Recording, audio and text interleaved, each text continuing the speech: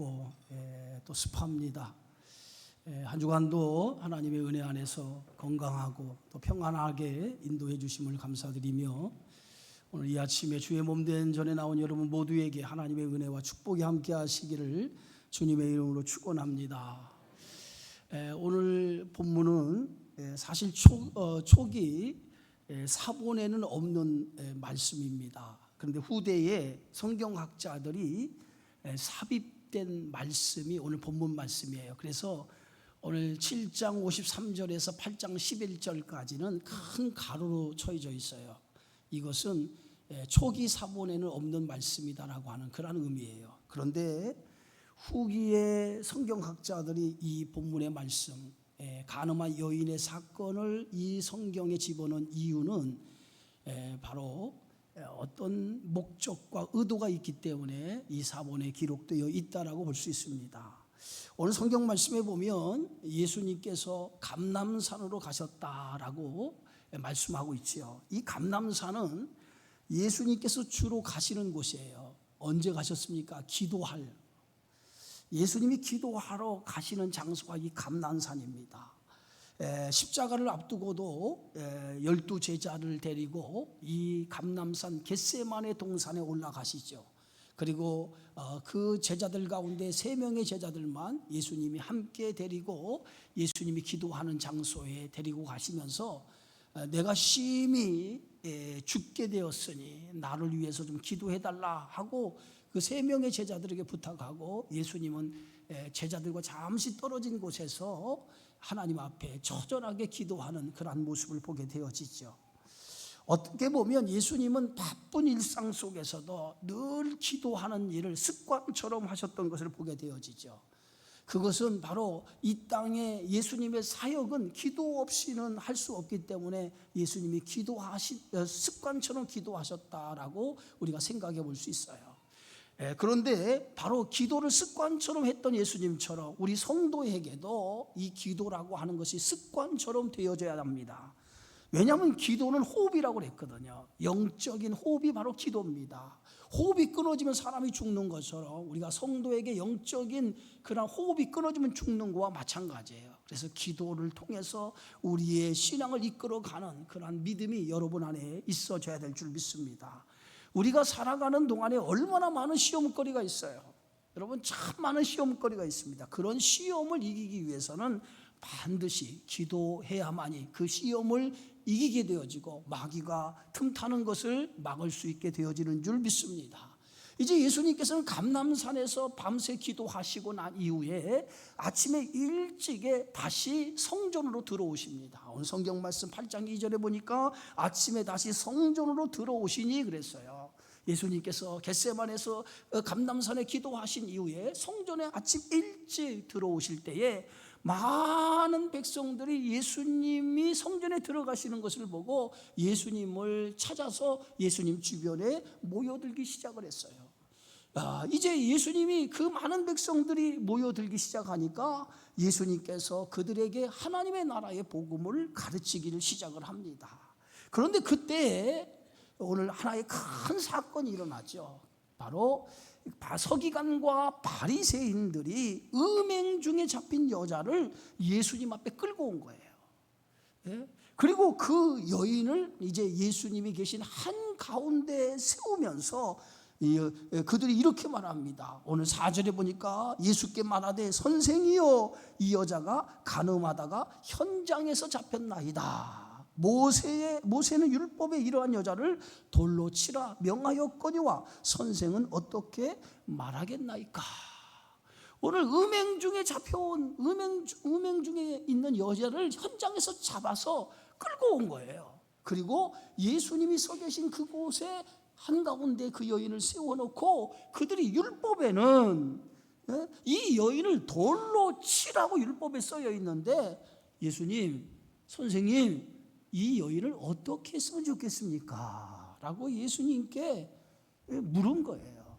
그런데 오늘 성경의 말씀을 가만히 보면 이들의 그 예수님 앞에 음행 중에 끌고 온 이 여인을 향해서 예수님 앞에 물었던 그 물음의 의도가 순수한 의도가 아니라는 거예요. 뭔가 그들이 이 예수님의 물음 속에 그들이 뭔가 예수님을 고발하려고 하는, 예수님을 죽이려고 하는 그런 음모 속에 그들이 이 예수님 앞에 이 여인을 어떻게 하면 좋겠느냐고 물었던 것을 보게 되어지죠. 오늘 성경 말씀에 보면 6절에 그렇게 써 있어요. 그들이 이렇게 말하면 고발할 조건을 얻고자 하여 예수를 시험했다 그랬어요. 결국은 그들이 이 여인을 예수님 앞에 데리고 온 이유가 뭡니까? 순수한 이유에서 데려온 것이 아니고 예수님 앞에 데리고 온 것 자체부터 어떤 의도가 있었고, 예수님 앞에 율법을 들먹이면서 이 여인을 어떻게 처리하면 좋을까 물은 것도 뭔가 그들이 예수님을 향한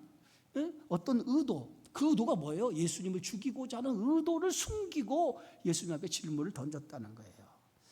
여러분, 서기관과 바리새인들 눈에는 예수님이 눈에 가시였어요. 어떤 이들은 예수님을 선지자라고 부르는 사람이 있었고, 어떤 이들은 예수님이 메시아 그리스도라고 믿고 예수님을 따르는 사람들이 있었어요. 그러면서 점점 유대 사회 속에 예수님을 통해서 많은 일들이 일어나기 시작을 했어요. 그리고 예수님을 따르는 무리들이 점점 많이 생기기 시작을 했습니다. 그러다 보니까 서기관과 바리새인들은 예수님을 따르는 많은 무리가 생김을 위해서 긴장과 그리고 자기들을 향한 예수님의 독선적인 그러한 말에 그들이 큰 위기의식을 가지고 있었다는 거죠. 그리고 또 예수님은 자신이 나는 하나님의 아들이다, 스스로 자신이 하나님의 아들임을 밝혔어요.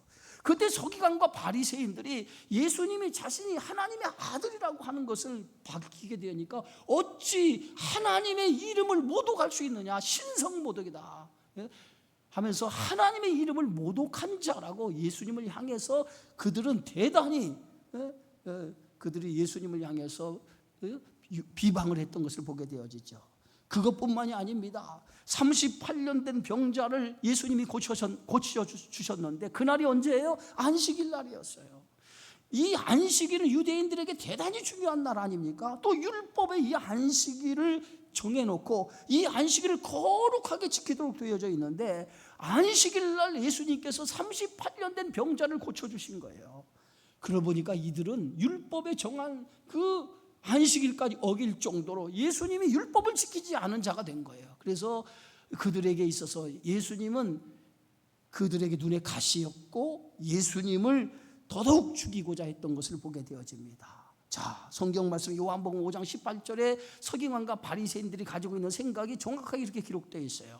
유대인들이 이로 말미암아 더욱 예수를 죽이고자 하니 이는 안식일을 범할 뿐만 아니라 하나님을 자기의 친아버지라 하여 자기를 하나님과 동등됨으로 삼으심이라. 이렇게 그들은 예수님이 하시는 모든 일들이 그들의 눈에 가시로 보였고, 그런 일로 인해서 예수님을 죽이고자 했다는 거예요. 자, 이들이 이제 간음한 여인, 현장에서 간음한 여인을 붙잡아서 이제 예수님 앞에 데리고 왔어요. 그래서 예수님, 율법에는 이 간음한 여인을 돌로 치라고 말하였는데 어떻게 하면 좋겠습니까? 라고 예수님 앞에 물었던 거예요. 그런데 예수님이 어떻게 대답을 해도 그들이 파놓은 함정에 걸리게 되어 있어요. 그러니까 이러지도 못하고 저러지도 못하는 거죠. 어떤 말을 해도 돌로 치라 명하여도 걸리고 치지 말라 명하여도 걸리는 거예요. 왜냐하면 율법에 따라 돌로 치라 하면 당시 유대는 로마 식민지 하에 있었기 때문에 사람을 죽이는 모든 일은 적절한 법에 의해서 사형을 집행할 수 있거든요. 사형의 집행권은 오늘 어디에 있어요? 로마에 있어요. 로마.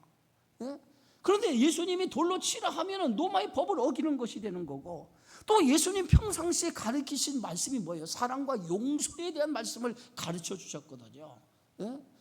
그런데 예수님이 사랑과 용서에 대한 것을 가르쳤는데 예수님이 돌로 쳐서 죽이라고 하면 예수님이 지금까지 전한 것에 대한 말씀의 이율 배반적인 것이 되는 거예요. 또 간음한 여인을 용서하라 하면 율법에 뭐라고 써 있어요? 율법에는 간음한 여인을 돌로 쳐서 죽이라고 그랬어요. 오늘 신명기 22장 22절에 보면 어떤 남자가 유부녀와 동침한 것이 드러나거든 그 동침한 남자와 그 여자를 둘 다 죽여 이스라엘 중에 악을 제할지다 그랬어요. 악을 제하라고 그랬어요. 그러니까 율법에는 죽이라고 써 있어요. 죽여서 악을 제하라고 써 있거든요. 그런데 용서하라 그러면은 예수님이 뭐예요? 율법을 어긴 것이 되는 거예요. 이래도 걸리고 저래도 걸리고. 그러니까 저들이 그런 함정을 교묘하게 이용을 해서 예수님 앞에 그 가늠한 여인을 데리고 와서 예수님을 지금 뭔가 고발할 거리를 찾기 위해서 예수님 앞에 데려오고 온 거예요. 자, 예수님은 그 서기관과 바리새인들이 어떤 의도를 가지고 그 가늠한 여인을 예수님 앞에 지금 데리고 왔는지를 너무도 잘 알고 있어요. 그들의 의도를 정확하게 파악하고 있어요. 그래서 예수님은 지금 그들의 그 의도를 정확하게 알기 때문에 예수님께서는 그들의 의도에 아무런 지금 대답을 하지 않습니다. 자, 오늘 성경에 보면 이 가늠한 여인을 정죄하기 위해서는 어떤 것이 필요하냐면 먼저 증인이 있어야 돼요. 성경 두세 명의 증인을 세워야만이 그 가늠한 여인의 죄를 증명할 수 있거든요. 그런데 그것을 저들은 그들이 어떤 증인을 데리고 온 것이 아니고 그들이 그를 붙잡았다고 하는 것은 사전에 치밀한 계획 속에서 그 여인을 붙잡아 온 것으로 우리가 볼 수 있어요. 자, 그런데 그들의 그 의도를 예수님이 파악했고 파악한 예수님께서는 아무 대답을 하지 않는 대신 몸을 굽혀서 손가락으로 땅에 무언가를 쓰기 시작을 합니다. 자, 오늘 성경 말씀에 보니까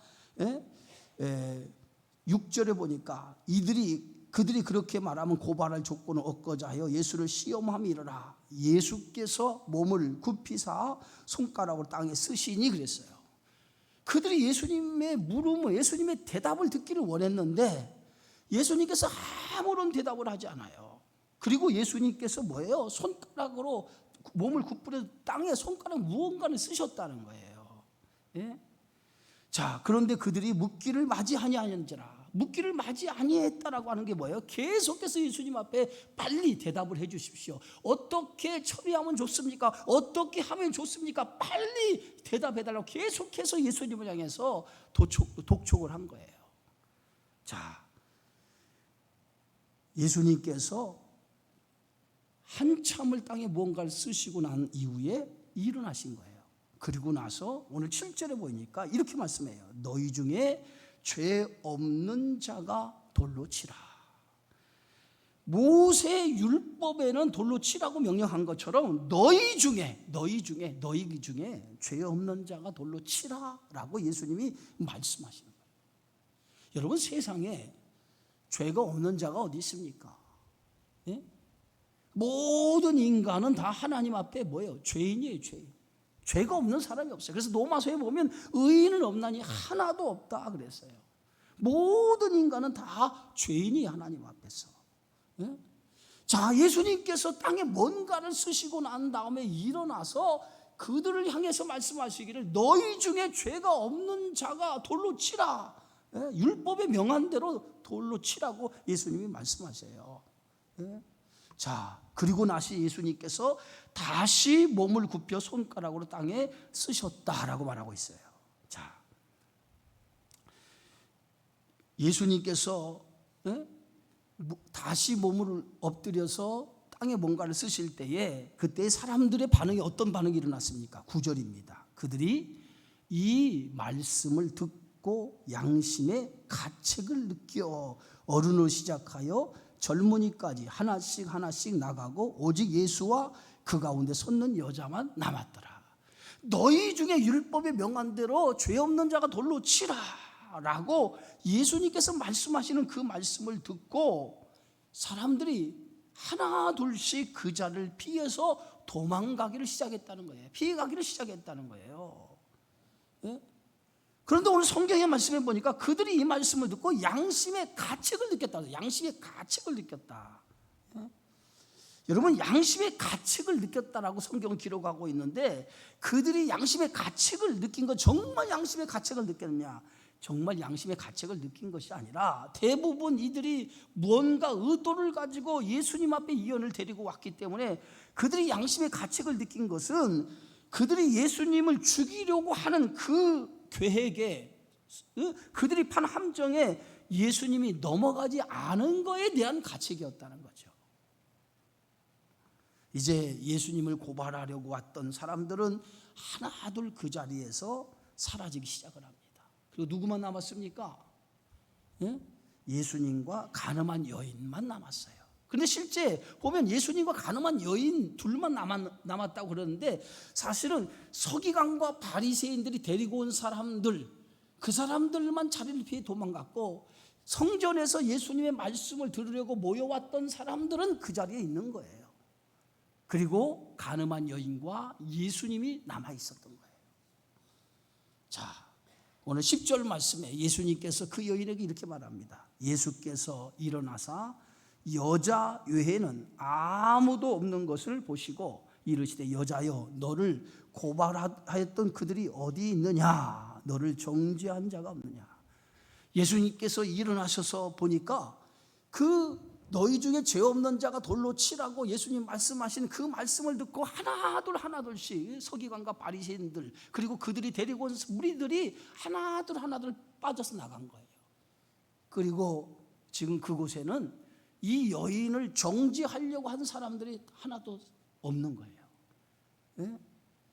예수님께서 그것을 아시고 그 여자에게 묻는 거예요. 여자여 너를 고발하였던 그들이 어디 있느냐?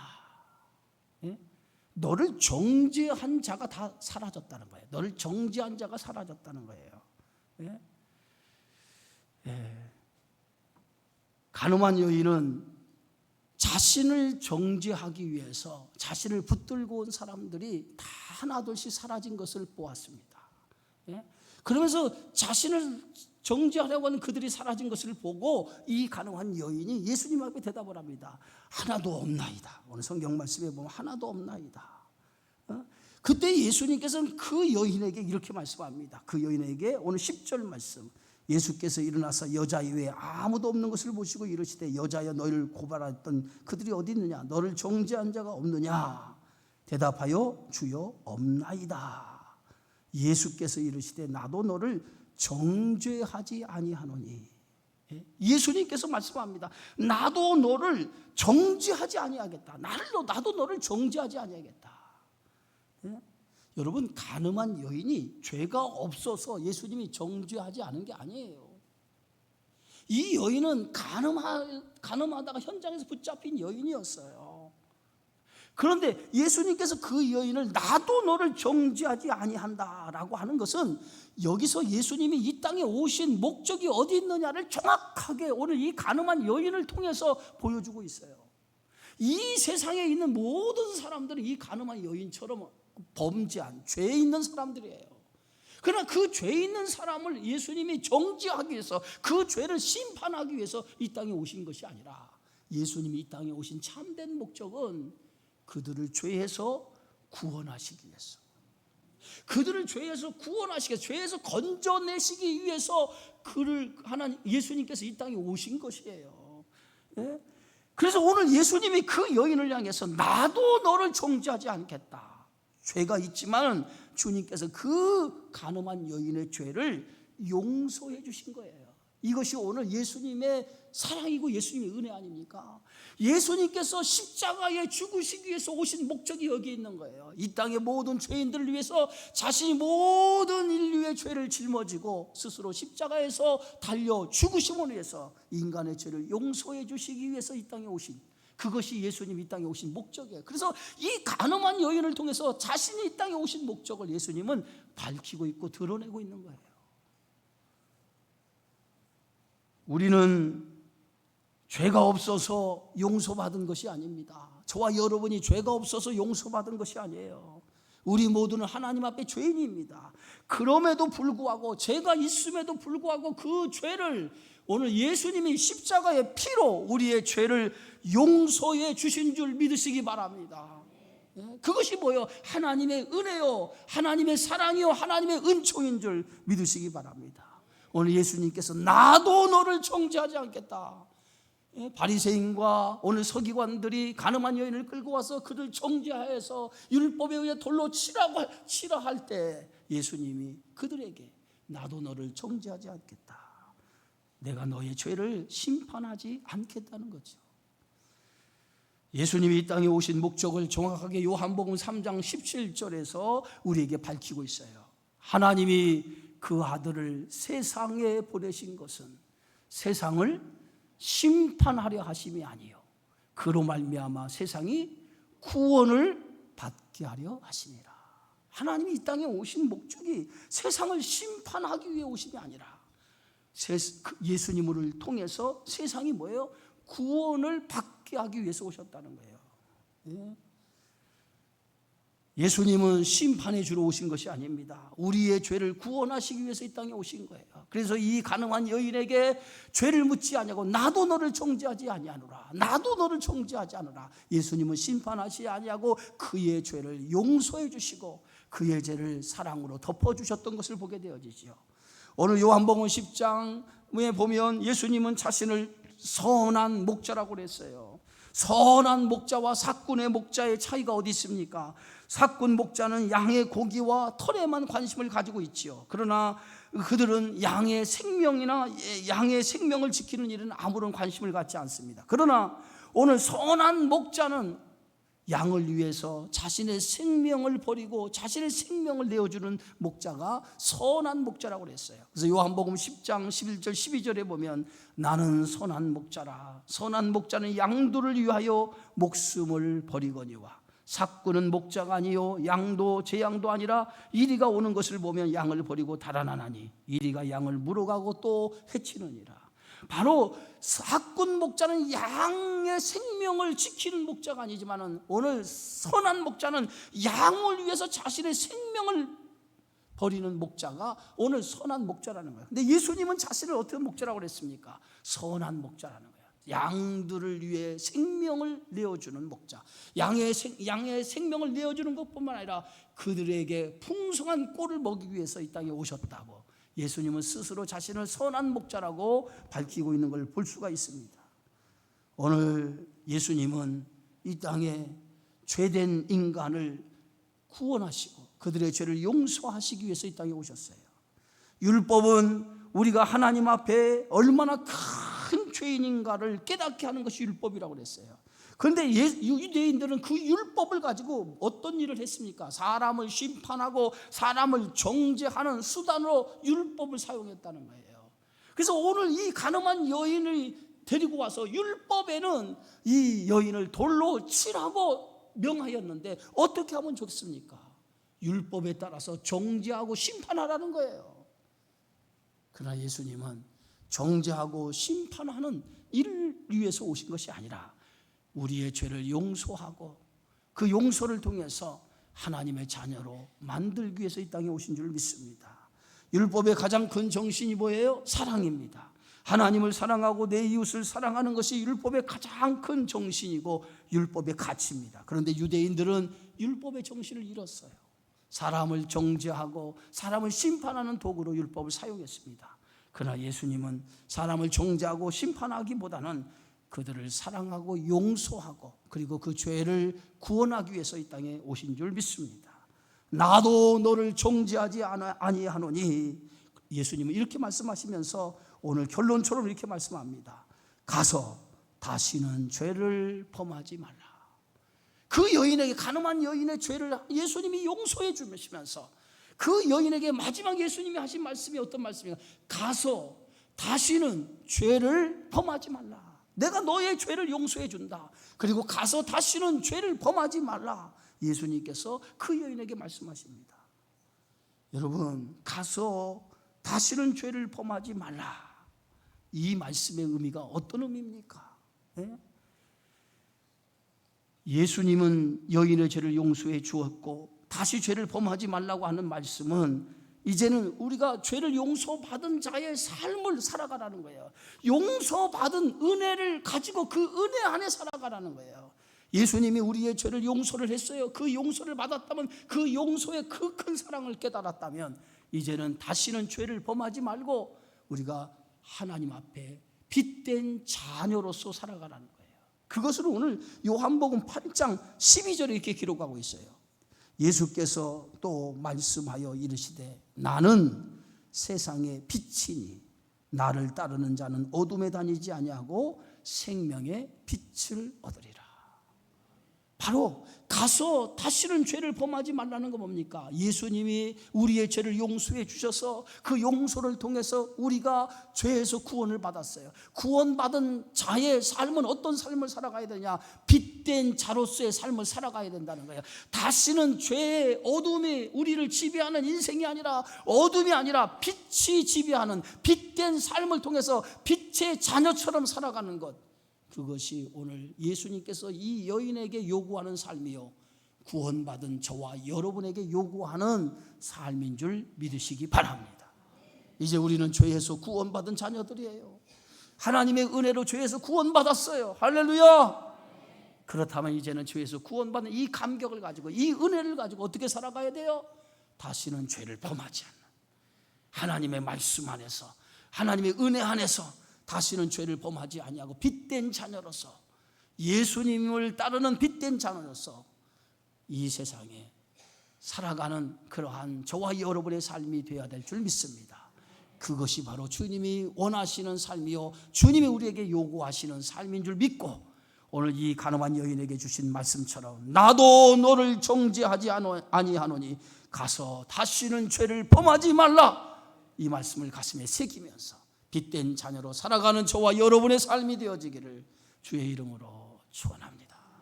기도하겠습니다. 하나님 아버지, 고맙습니다. 오늘 가늠한 여인을 주님은 다시는 나도 너를 정죄하지 아니하노니 가서 다시는 죄를 범하지 말라고 하신 이 말씀처럼 우리도 죄인이었습니다. 가늠한 여인처럼 우리도 죄인이었습니다. 그러나 주님의 은혜로 죄에서 구원받았고 죄의 용서를 받았습니다. 이제 죄의 용서받은 그 은혜를 가지고 다시는 죄를 범하지 말라고 하는 이 예수님의 말씀처럼 빛된 자녀의 삶을 살아감을 통해서 하나님께 영광을 돌리는 믿음의 삶을 살아가는 저희들이 되어지게 하여 주시옵소서. 예수님의 이름으로 기도하옵나이다. 아멘.